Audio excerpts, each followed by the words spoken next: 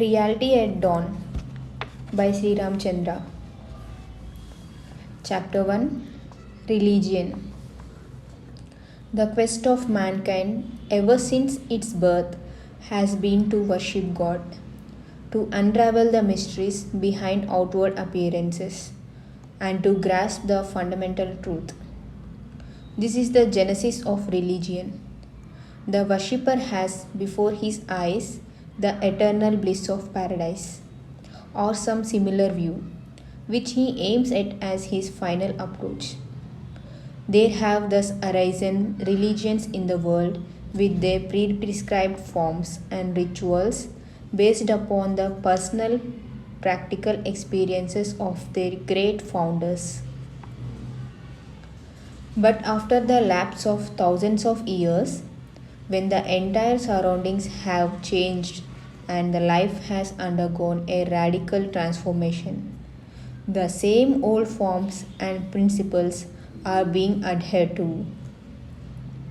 The outer form alone now remains intact while the inner spirit is lost.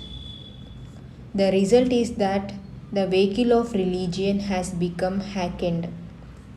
And it will not be wrong to say that present day religion has become only a relic of the past or the bones of the dead.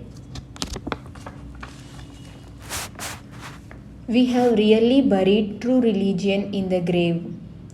Only we clap hands in the name of religion and do nothing else. The spirit, the real spirit is lost and only formalities remain in its place.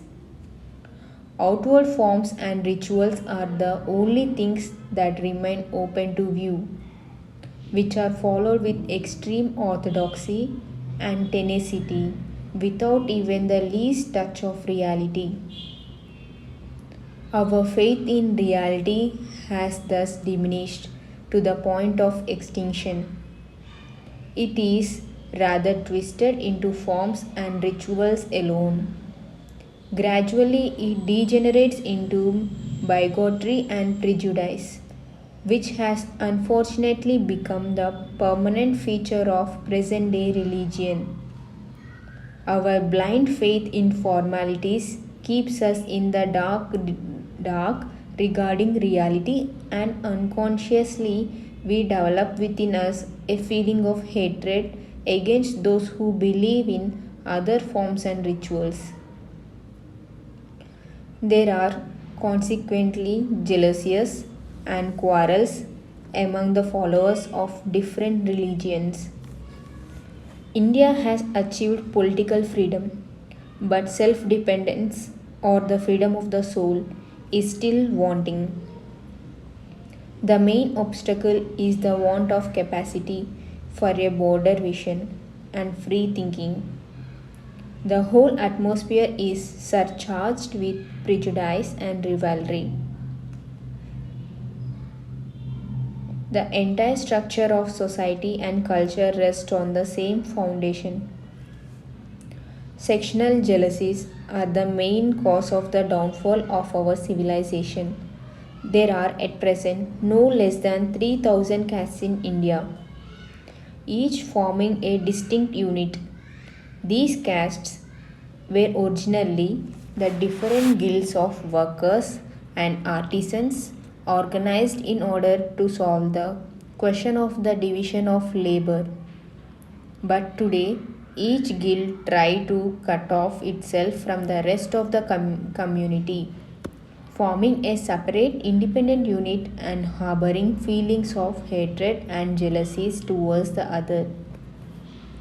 The whole society is thus proceeding towards disintegration. The time is now at hand when this evil shall soon cease to exist. Nature is at work to put an end to this evil. The scythe of time is unsparing. Let this serve as a warning to the ardent supporters and advocates of caste prejudice. They cannot escape the consequences unless they mend in time. The will of God must have its course. Prejudice is the greatest evil, rather, the deadliest poison to spiritual life. It keeps one confined to himself, losing all access to a broader vision. It creates narrow mindedness, and all prospects of development and progress are lost to those who pin their souls to it. Prejudice breeds hatred towards others, and it is nothing but a feeling of false self superiority in a disguised form. If you nurture this evil, you thereby add one more link to the existing chain of egoism. Consequently, you remain farther away from the reality. The realization of the limitless thus becomes an impossibility.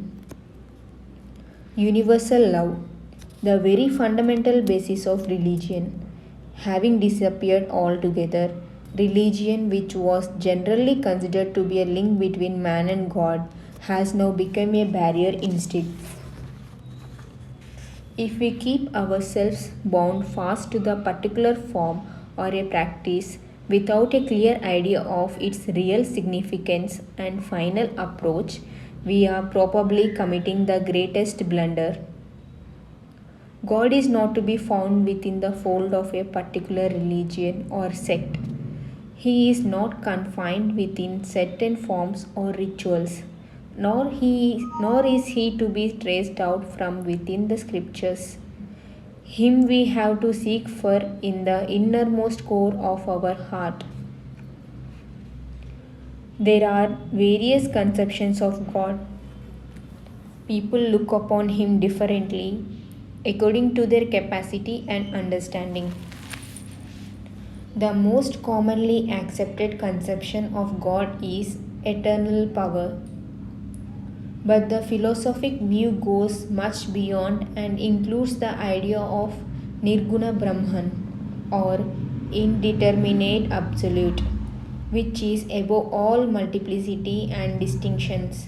It is the ultimate cause and substratum of existence, the supra-active center of the entire manifestation or the absolute base. It is beyond quality, activity, and or consciousness. It is also known as Parabrahman. Next comes the idea of God as a supreme existence.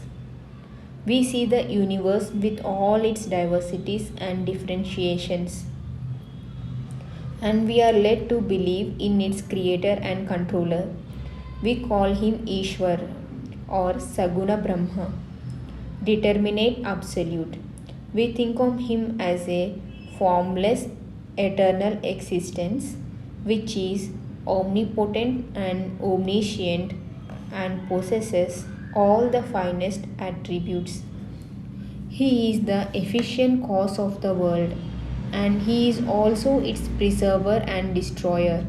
It is only when viewed from this lower standpoint that God, as the God of religion, becomes an object of worship. This is the final approach of almost all the religions.